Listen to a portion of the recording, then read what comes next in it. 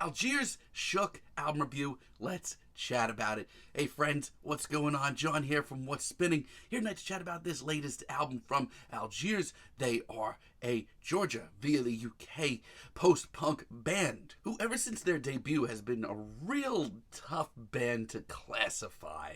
To give them just one genre is just, I don't know, it just seems cheap. I mean, their self-titled debut years ago blew my mind. It was just this great blend of modern post-punk, industrial, some gospel, some punk blues, some soul, all tied together with a very strong political message. It was done really well as well. But then they followed it up with an album that I thought pushed everything even further. Yes, 2017's The Underside of Power was bigger. It was bolder. It was soulful. The hooks were really catchy as well, and their message hadn't died down yet either. Now, the last time we heard from Algiers was 2020's There Is No Year, and my thoughts on the album at the time were, it's fine, but I'm ready for the band to take the next leap. But it's actually lessened on me ever since. I'm actually shocked by how one-dimensional it gets at times. Now, leading up to this album, though, I've been very excited to hear this thing just because the singles were so great. But my thoughts on the album as a whole are pretty mixed.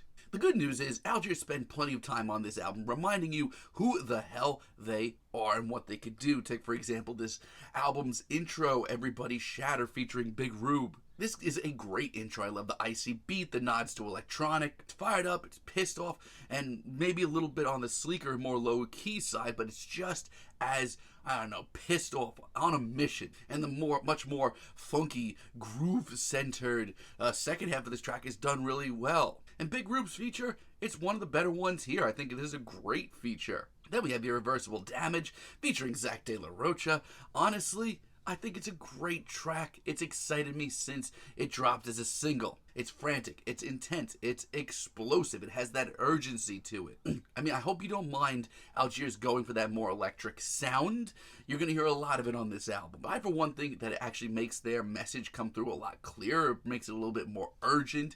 It's just a little bit more in your face. And Zach's feature here, it's one of the best on the entire album by far. He sounds amped up. This track just rips. It's right where I want to hear him. Now, 73% is probably one of the most overtly punk tracks here, and that's not a bad thing. It actually works out pretty well for them. It's a high-speed, pissed-off, post-punk ripper. I mean, at this point, I needed a track like this that gives me a little energy, a little bit of a boost, and it's done really well. And if you're looking for the best track of the album, I don't think you should look further than Bite Back featuring Billy Woods and Backwash. I mean, I love Billy and I love Backwash, and hearing them on this very dreary, very downtrodden Algiers instrumental, it's just, God, this is all gravy. Billy is on his more aggressive onslaught here. He just sounds dangerous. I love how just incredibly tense this instrumental gets at times. And the gospel elements to this track, coming from Franklin J. Fisher, honestly, I'm kind of blown away by how good they come off here. It's something they've touched down plenty on in the past, but it's never, I mean, it hasn't come off this good in some time. And Backwash just sounds fired up here. It's a 6-minute journey of a tune, but I think it's worth it. And A Good Man is a really strong mid-album treat. I mean, I'm going to get to it in a minute, but the amount of filler on this album is kind of alarming at times, and I don't know if it's just that, but then I hear a track like this come along, and I'm just so impressed. The riff is sharp, and hearing Franklin on a genuine punk rager like this track, it's just refreshing and new. The energy, the urgency, it's so good. Now, here's where my issues start to arise. A, this is a long album, and I didn't think it needed to be this long. But B, I'd be okay with it being a little bit longer if there wasn't so much filler here. And here's the main issue with the filler, because it's a big one. I don't think that the message behind the filler is a weak one. As a matter of fact, even on a track that I'm not that into, Algiers' message does not falter. My only issue is that I feel like years ago, they would bring these issues, these very real-world issues to the table and put them into one of their tracks and build up something around it. And they wouldn't really need a 2-minute interlude with just some vocals and a recording to get their message across. But that's where we are here, and I don't think it hits as hard like Cleanse Your Guilt Here or As It Resounds early on the album. I have a lot of the same thoughts on both of these tracks. The mission and the anger and the urgency is all still here in spades.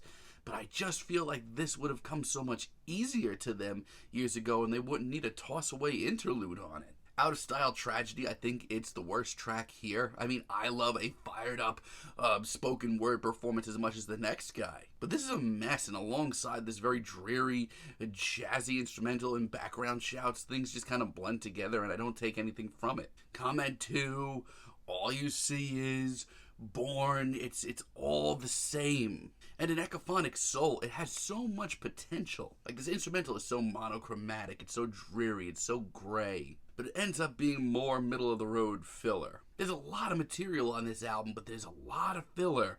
And I just worry because that's never really been a problem for Algiers in the past.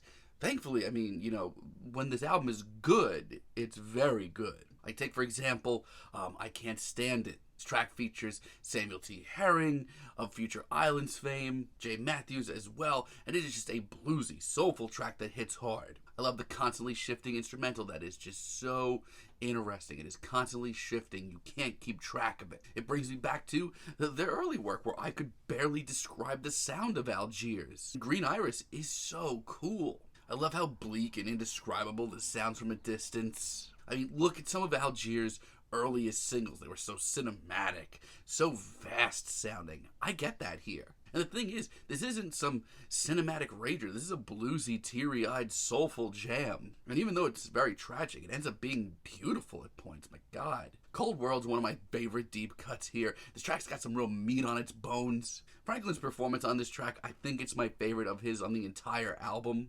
It's commanding. It's laser focused. The repeated mantra of Cold World makes this an absolute political banger. And Something Wrong is one of the wildest experiments on this entire album. I mean, this track starts off like probably the most classic post-punk track here. It's got the jagged riff. It's got the urgency. It's got the manic performances. And then it just kind of disintegrates into this very bleak mantra of a tune that just keeps unwinding and getting drearier by the second.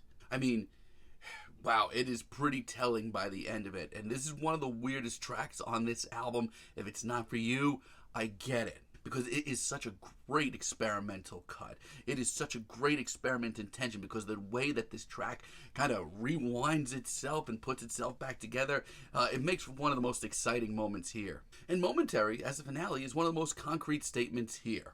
I love the sleek instrumental. The gospel influence is great. The message is here. It's just a complete thought, and that's all I need at the end of the day to be a happy boy. This album has a lot of great material on it, but it also just has an abundance of filler and thoughts that go nowhere and thoughts that would have been so much better if they were just put into a song rather than a toss-away instrumental. It's a shame because Algiers are one of the most focused, politically charged, and most urgent bands out there, and their message has never faltered, not once. It's just the execution of the method this time around that worries me. 2 or 3 years ago, when they were putting out music, they didn't need toss-away instrumentals and voiceovers to get across their message. They were good at doing that themselves. This time around, that's not the case, and it kind of worries me. There's a lot of filler on this album, shocking amount of filler. But still, when this album is good, it is very good, and I'm sure that if you're an Algiers fan, you're going to want to hear this. I'm feeling a strong 6 on this album, but let me know what you all think down below. If you like the video, be sure to give us a like, give us a subscribe, and let me know down below what you would like for me to chat about in the future. And until next time, have a great day, friends.